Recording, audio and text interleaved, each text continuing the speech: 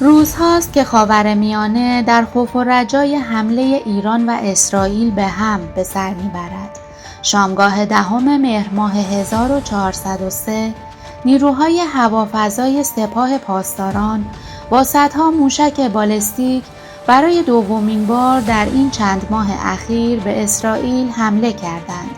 در این میان بار دیگر نگاه‌ها متوجه گنبد آهنین اسرائیل شد.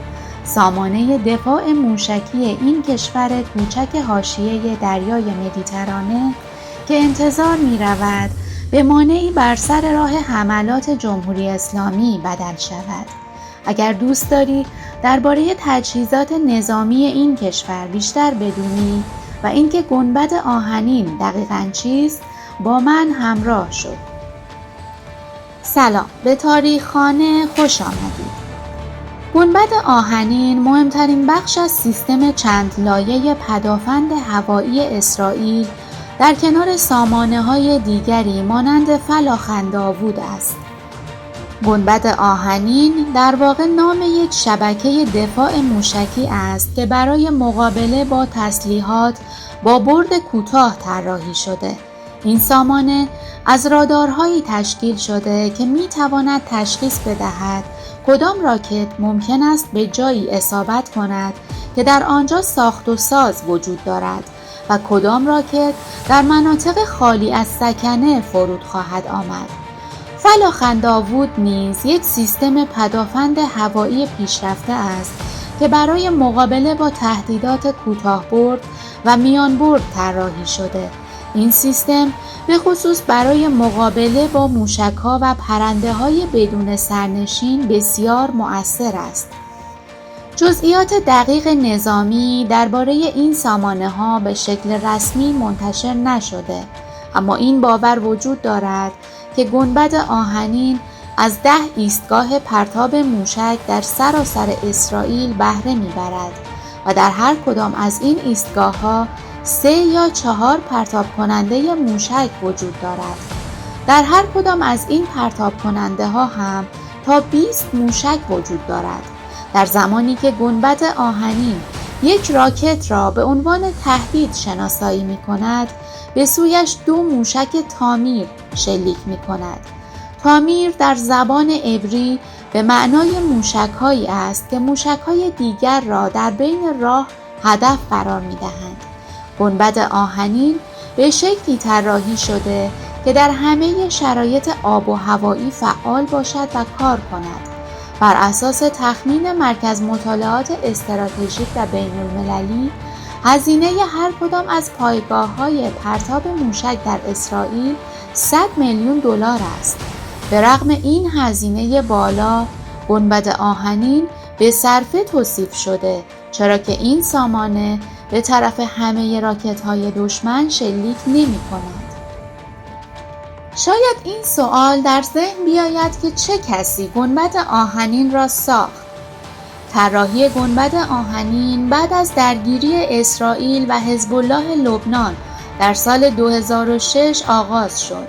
در آن زمان حزب الله لبنان که از حمایت مالی و تسلیحاتی جمهوری اسلامی برخوردار است، هزاران راکت به طرف اسرائیل شلیک کرد که به کشته شدن 10 تن از شهروندان اسرائیلی انجامید.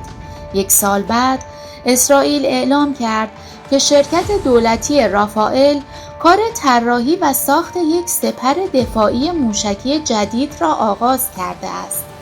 این طرح با کمک بلاعوض 200 میلیون دلاری امریکا کلید خورد. از گنبد آهنین برای نخستین بار در سال 2011 استفاده شد و توانست راکتی را که از طرف نوار غزه شلیک شده بود سرنگون کند. در سال 2019 امریکا اعلام کرد که گنبد آهنین را از اسرائیل خریداری خواهد کرد تا با استفاده از پیشرفت‌های تکنولوژیک آن سامانه دفاع موشکی پاتریوت را تقویت کند. دفاع موشکی پاتریوت امریکا کم و بیش شبیه به گنبد آهنین کار می‌کند، اما برای مقابله با هواپیماهای نظامی، موشک‌های هدایت شونده و همچنین موشک‌های بالستیک طراحی شده است. به هر حال آنچه به اثبات رسیده این است که گنبد آهنین نمیتواند 100% پرتابه ها را منهدم کند. در حمله قبلی جمهوری اسلامی به اسرائیل، این کشور اعلام کرد که 99% پرتابه های ایران رهگیری و منهدم شده‌اند. با این حال مشخص شد که چند موشک سپاه به پایگاه هوایی نواتیم اسرائیل اصابت کرده بود. آمارهای دیگری نیز از میزان فعالیت و نحوه عملکرد گنبد آهنین در چند سال اخیر موجود است. در مهر ماه 1402 زمانی که اسرائیل به تلافی حمله حماس جنگ غزه را آغاز کرد، در همان ابتدای درگیری با باران سهمگین راکت‌های فلسطینی روبرو شد. سامانه دفاع موشکی گنبد آهنین در همان روزها با دست کم 2500 راکت گروه حماس روبرو شد که برخیشان از این رادار عبور کردند و به اهدافی اصابت کردند و در حمله‌های اخیر هم ارتش اسرائیل تایید کرد که دست کم 3 راکت حماس در مناطق شهری فرود آمدند و به ساختمان‌هایی در نوار غزه اصابت کردند.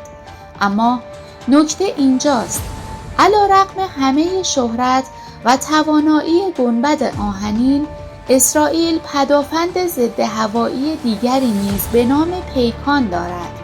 هرچند پیکان به معروفیت گنبد آهنین نیست، اما نسبت به گنبد آهنین و فلاخن داوود توانایی بالاتری برای رهگیری موشک‌های بالستیک دارد و از آنها قدیمی‌تر است. نام اصلی این سامانه موشکی خطس است که در زبان عبری معنی پیکان می‌دهد. خطس نوعی سامانه دفاع ضد بالستیک است که از سال 1986 به طور مشترک توسط اسرائیل و امریکا تولید شد و یکی از اهداف ساخت آن دفاع از خاک اسرائیل در مقابل موشک‌های بالستیک ایران همچون موشک‌های شهاب است. طراحی و تولید این سامانه که کاری شبیه به گنبد آهنین دارد بر عهده صنایع هوافضای اسرائیل و شرکت هوانوردی بوئینگ است و نظارت بر کار آن توسط وزارت دفاع اسرائیل و آژانس دفاع موشکی ایالات متحده صورت می‌گیرد. برد عملیاتی موشک‌های سامانه خطس 3 تا 150 کیلومتر و سقف پروازشان 100 کیلومتر و سرعتشان 2500 متر بر ثانیه است. 30% از هزینه تولید پدافند هوایی خطس توسط ایالات متحده امریکا تأمین شده و بنابراین فروش آن به دیگر کشورها مستلزم دریافت اجازه از دولت امریکا نیز هست. یکی از دفعاتی که پدافند هوایی خطس در سالهای اخیر فعال شد، برای رهگیری و انهدام موشک بالستیک پرتاب شده از سوی یمن بود و موفق عمل کرد. همچنین موشک خطس یک بار در سال 2005 علیه موشک بالستیک شهاب ایران آزمایش شد و نتیجه موفقیت آمیزی داشت.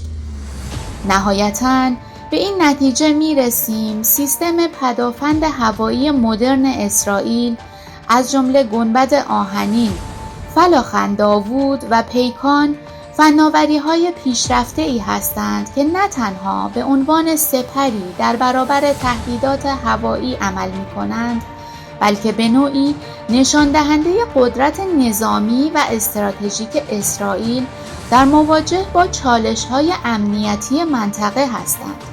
این فناوری‌ها چقدر می‌توانند سرنوشت جنگ‌های آینده را تغییر دهند و آیا در آینده کشورهای دیگری مثل ایران هم به سمت توسعه چنین سیستم‌هایی خواهند رفت؟ خوشحال میشیم در کامنت ها نظراتتون رو با ما در میون بگذارید و ممنون که تا انتها همراه ما بودید.